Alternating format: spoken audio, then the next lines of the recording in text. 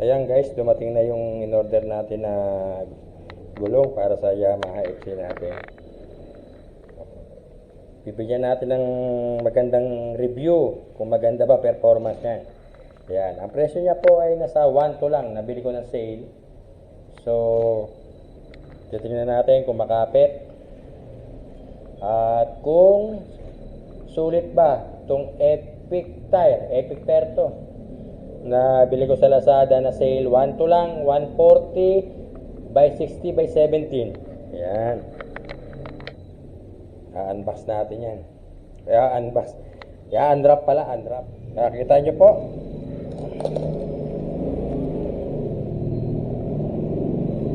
Ayan. Magkano presyo? Magkano presyo?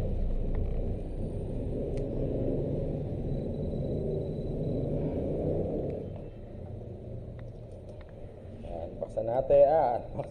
Unwrap natin ha. Yung nga palang isang video ko, yung tungkol sa sa Kia tire.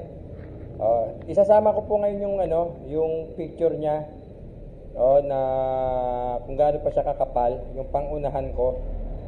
Kia tire. Yan. Yung sa naghihingi ng update nyo sa Kia tire ko na isa ring murang gulong pero maganda yung quality, ito po. Ito naman po ay Epic Tire. Yan.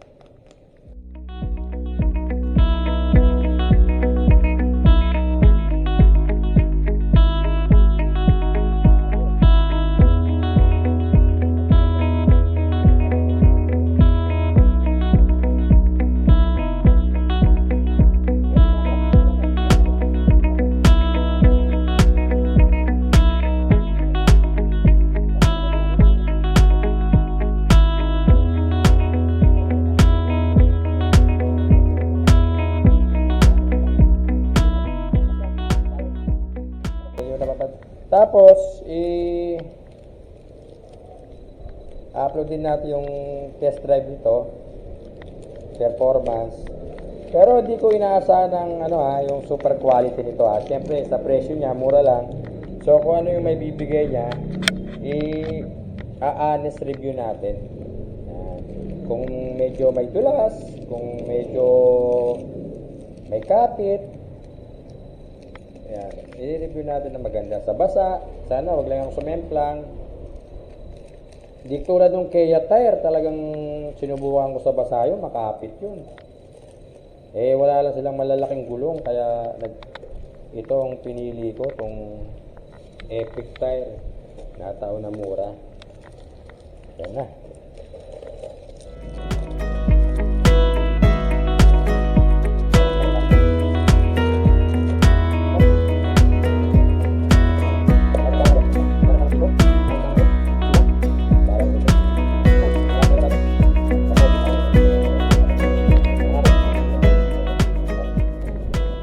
Ayan.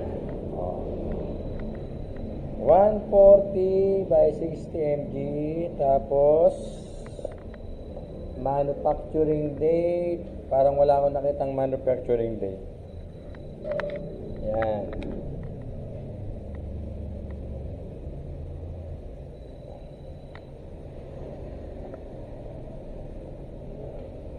Manufacturing date. Ayun, ito, 10/23.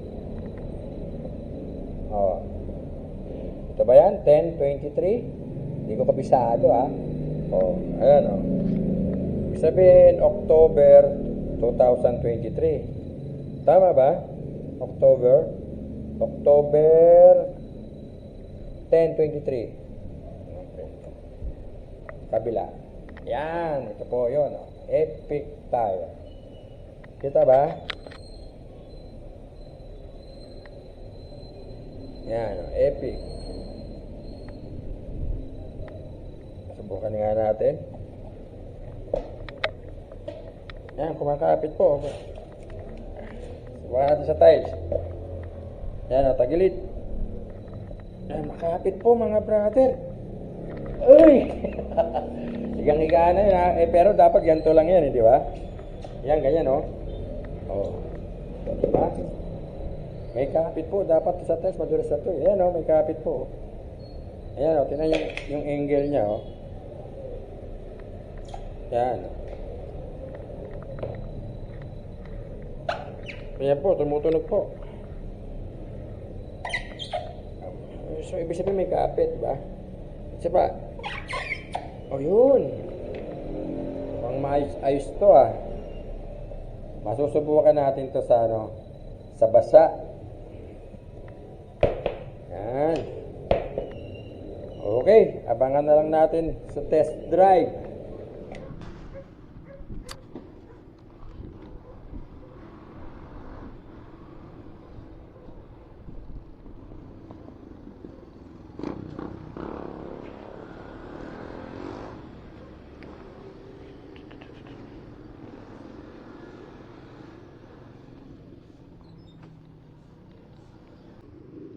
Papalit magkano? Ha?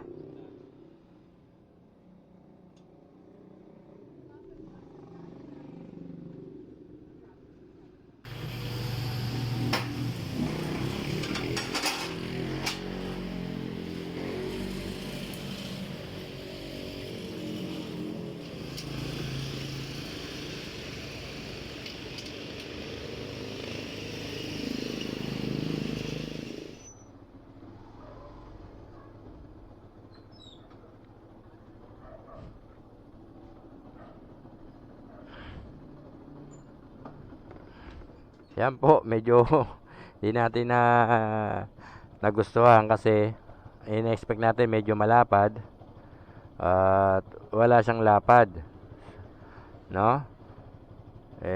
Bali lalabas na ano to siguro 130, no? Yan, pero maganda naman siya at di lang natin alam kung makapit.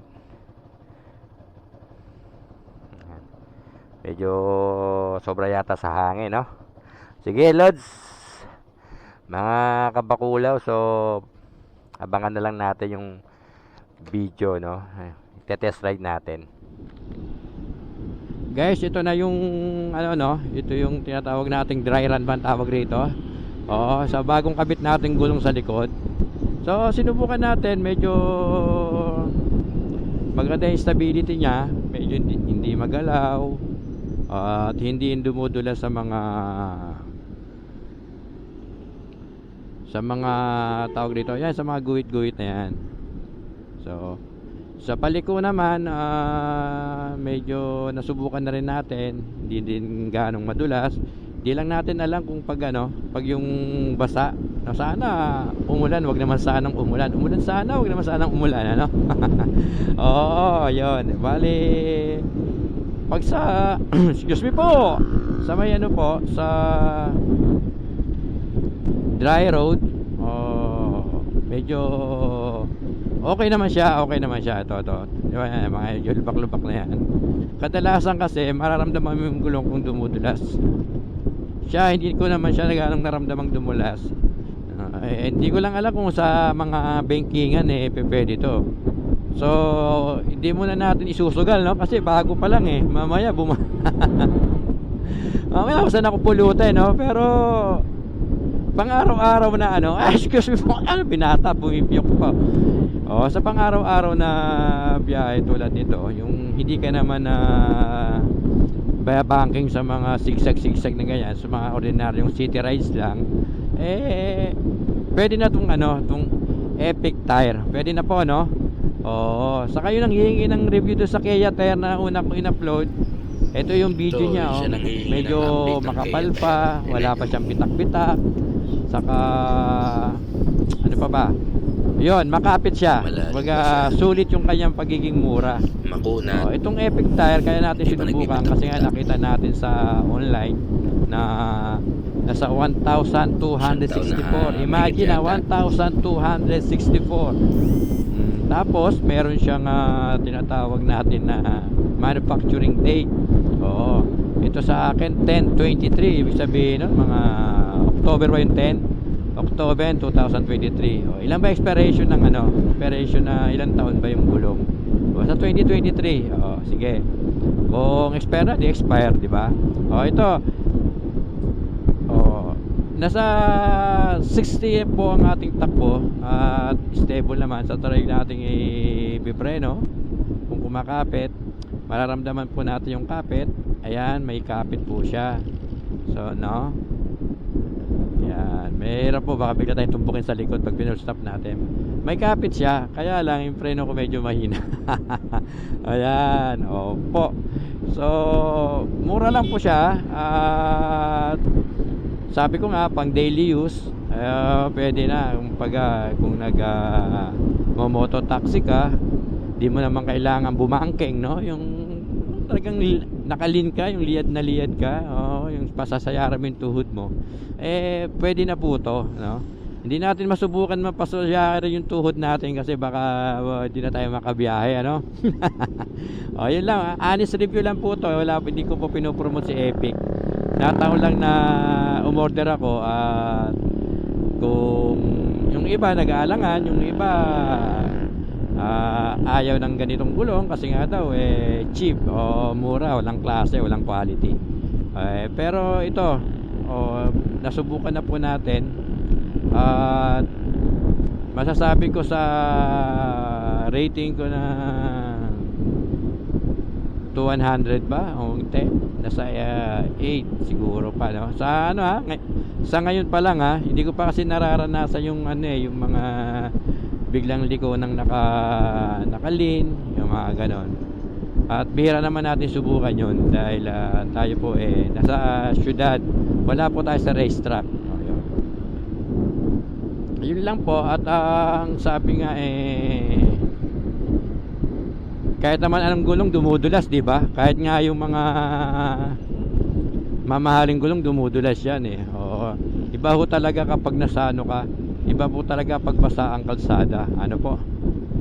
Oo, iba po talaga. Yan. Kahit nga yung sa may MotoGP, dumudulas din yung mga gulong yan.